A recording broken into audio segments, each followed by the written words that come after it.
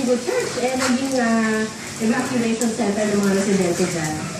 As of the moment, hindi pa natin matiyak, pero asahan mo, yan ang mga yung mga timbahan, yung mga medyo matatas sa bahagi sa barangay, na may mga basketball court.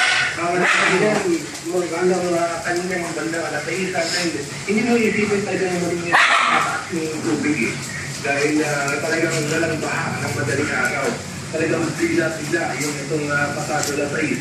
At sa ngayon ay nakakalat na yung mga tawa ng local government at pilit nila ay inililigas yung mga tao.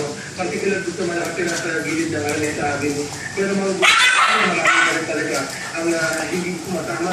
Yung iba hindi ito iligas sila pero nandun sila ng pagkain. Yung mga ganyan mga malagyan ito. Yung mga minsan ako ito sa amin. Ngayon, meron pa rin ayaw lumikas, Oscar. Meron pa rin doon, meron pa rin mga natitira na lalo sa mga matataas na bahagi, ang malalaking na bahagi na parte ng Araneta Avenue. Oscar, tama ba yung rinig ko? Parang, kasi sabi ng mga estudyante, bigla-bigla yung tubig.